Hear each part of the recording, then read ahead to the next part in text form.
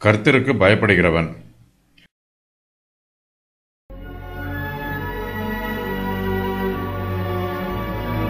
ஆரோகண சங்கீதம்.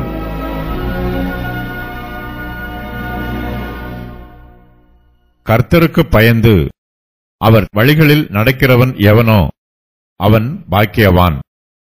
உன் கைகளின் பிரயாசத்தை நீ சாப்பிடுவாய், உனக்கு பாக்கியமும் நன்மையும் உண்டாயிருக்கும். உன் மனைவி உன் வீட்டோரங்களில் கனிதரும் திராட்சைக் கொடியைப் போல் இருப்பாள். உன் பிள்ளைகள் உன் பந்தியைச் சுற்றிலும் ஒலிவமரக் கன்றுகளைப் போல் இருப்பார்கள். கர்த்தருக்கு பயப்படுவது ஞானத்தின் ஆரம்பம். நாம் கர்த்தருக்கு பயந்து ஜீவிக்கும்போது நம்முடைய ஜீவியம் ஆசீர்வதிக்கப்பட்டிருக்கும்.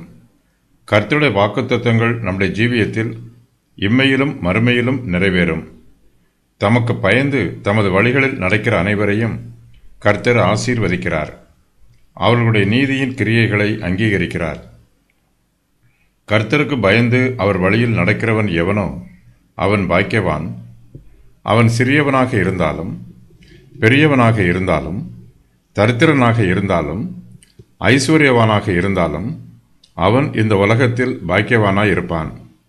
கர்த்தருடைய பிரமாணம் நம்மை ஆளுகை செய்யும் போது கர்த்தர் நம்மை பாதுகாத்து பராமரிக்கிறார். நம்முடைய தேவைகளை சந்தித்து நாம் நினைப்பதற்கும் வேண்டிக் கொள்வதற்கும் அதிகமாய் உதவி செய்கிறார்.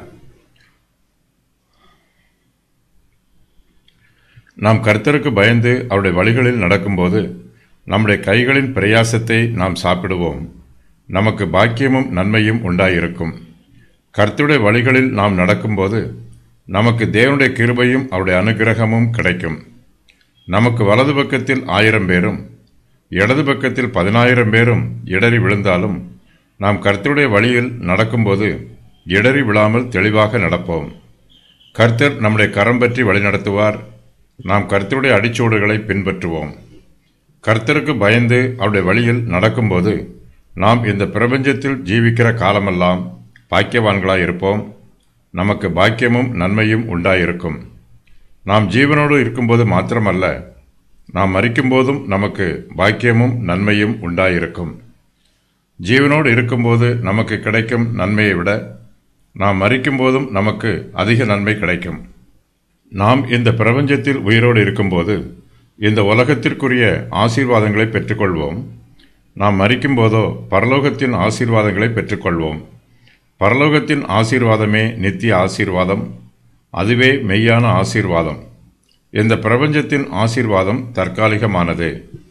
நாம் கர்த்தருக்கு பயந்து அவருடைய வழிகளில் நடக்கும்போது நம்முடைய கைகளின் பிரயாசத்தை நாம் சாப்பிடுவோம், நமக்கு ஒரு வேலை கிடைக்கும்.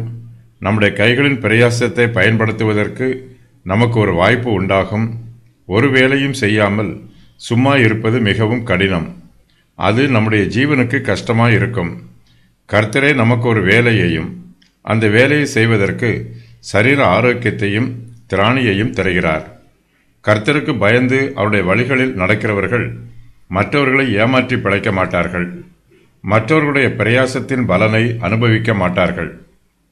அவர்கள் தங்களுடைய கைகளின் பிரயாசத்தை சாப்பிடுவார்கள். கர்த்தருக்கு பயந்தவர்கள் தங்கள் போஜனத்திற்காக மற்றவர்களை வஞ்சிக்க மாட்டார்கள். தமக்கு பயந்து வேலை செய்கிறவர்களை கர்த்தர் ஆசீர்வதிக்கிறார். அவருடைய தொழில்கள் விருத்தி அடையும், வியாபாரம் நல்ல முறையில் நடைபெறும். தாங்கள் பார்க்கும் வேலைகளை அவர்கள் நேர்த்தியாய் செய்வார்கள். அவர்களுடைய கைகளின் பிரயாசத்தை அனுபவிக்கக்கூடிய கிருபைகளை கர்த்தர் அவர்களுக்கு கொடுப்பார். கர்த்தருக்கு பயந்து அவருடைய வழிகளில் நடக்கிறவர்களுடைய குடும்பத்தாரும் ஆசீர்வதிக்கப்பட்டிருப்பார்கள். கர்த்தர் கொடுக்கிற நன்மைகளை இவர்கள் குடும்பமாக அனுபவிப்பார்கள். கர்த்தருக்குள் சந்தோஷமாக இருப்பார்கள். இவர்கள் கர்த்தருக்கு பிரியமானவர்கள். கர்த்தர் தமக்கு பிரியமானவர்களுக்கு நல்ல நித்திரையை கொடுப்பார். இவர்கள் நன்றாக வேலை செய்து நன்றாக போஜனம் பண்ணி நன்றாக நித்திரை செய்து ஓய்வெடுப்பார்கள். இவர்களுடைய சரீரங்களிலும் சிந்தையிலும் சந்தோஷமும் சமாதானமும் நிரம்பியிருக்கும்.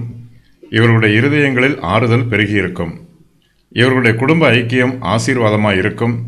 இவருடைய குடும்பத்தில் உள்ளவர்கள் ஒருவருக்கொருவர் ஒற்றுமையாகவும் சந்தோஷமாகவும் இருப்பார்கள்.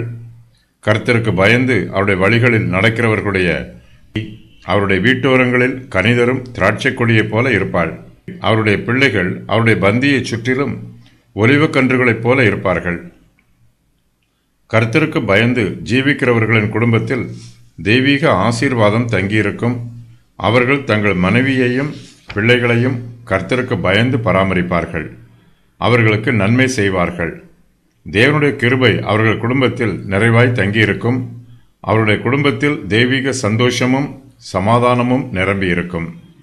கர்த்தருக்கு பயந்து அவருடைய வழிகளில் நடக்கிறவருடைய மனைவி கனிதரும் திராட்சை கொடியைப் போல இருப்பாள்.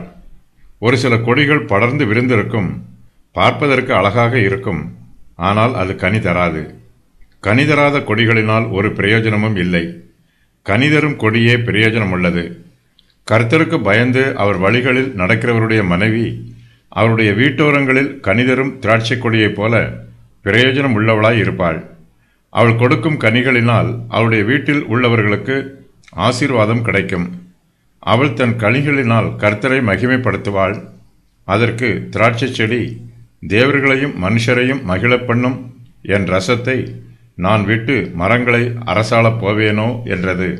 நியாயாதிபதிகள் 9:13. திராட்சை கொடி கேதுரு மரத்தைப் போல பலமுள்ள மரமல்ல. திராட்சை கொடி மிகவும் மென்மையானது.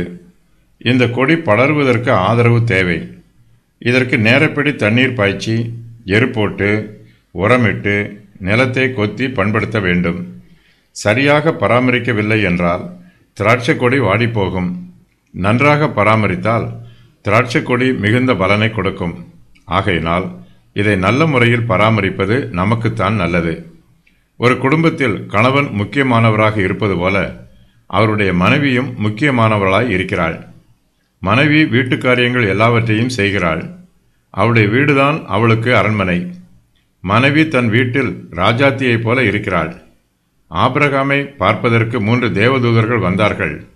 அவர்கள் ஆபிரகாமிடம், உன் மனைவி சாராள் எங்கே என்று கேட்டார்கள். ஆபிரகாம் அவர்களுக்கு பிரதியுத்தரமாக, இதோ அவள் கூடாரத்தில் இருக்கிறாள் என்று சொன்னார். சாராள் அவளுடைய கூடாரத்தில் தான் இருப்பாள், வேறு எங்கும் இருக்க மாட்டாள். நல்ல மனைவி வீட்டோரங்களில் தங்கியிருப்பாள்.